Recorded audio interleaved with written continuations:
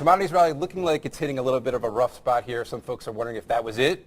Is the big recent rally over for commodities? Jeff Saut, Chief Investment Strategist at Raymond James, my guest this morning, has long been a bull on commodities and the what you call the stuff stocks. It's true. Is this just a little minor interlude in the ongoing rally for commodities? I don't know how minor it's going to be. You know, last year the commodities peaked out in June and had a fairly severe yes. decline into their October-November lows.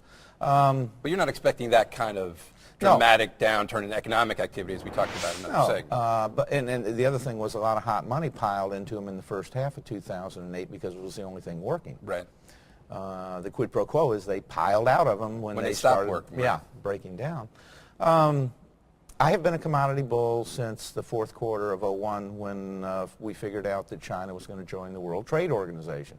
We pared back on that trade in November of 2007 for a multiplicity of reasons. They had grown into huge bets, so we rebalanced them.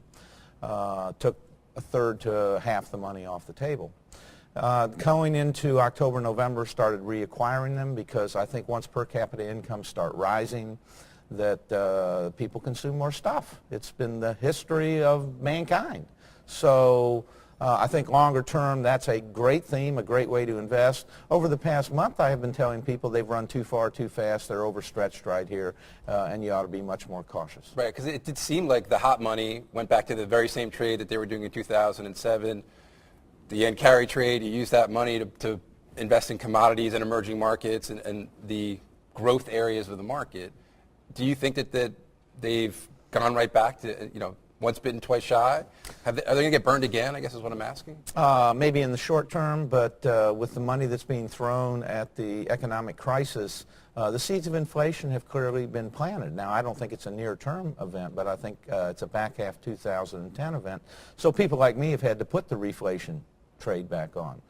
Speaking to the emerging and frontier markets, if we are in a new bull market, worldwide bull market, I think they're going to be the leaders, and I think you should be well overweighted, maybe not at these levels, but on pullbacks in emerging and frontier markets. Okay, so let's talk about the commodity producers. Any particular favorites you have here that you might either you own now or you'd be acquiring on a pullback? Been very bullish on Brazil, resuming being bullish on Canada. Believe it or not, I like Mexico here, like Peru, like Vietnam a lot. Very tough to invest in Vietnam. They have trade date +1, so your money's got to be. It's got to be there, right? Got to be there. So there are ETFs for those countries and those regions. Not in Vietnam. Vietnam is very difficult to play, but obviously Brazil. Everybody's oohing and eyeing about the S&P being up 35 to 40% from the lows, and the ETF that plays to Brazil is up 100%. Right.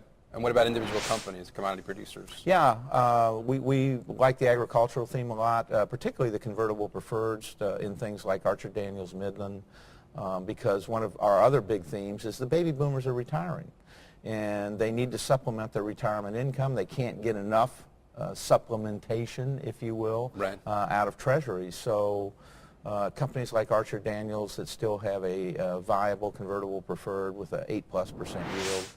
We bought a lot of the Freeport Copper and Gold convertible preferred M down in the low 30s. Now these have had big moves, and we've hedged some of our bets, but longer term I still think they're fine. Right, and this has been and is a big theme of yours, that finding sustainable dividend income is critical here. Absolutely. So you're not saying you don't like the common of these stocks? Oh, you have to like the common. Oh, you don't like the common, you don't buy the okay. preferred. All right, fair enough.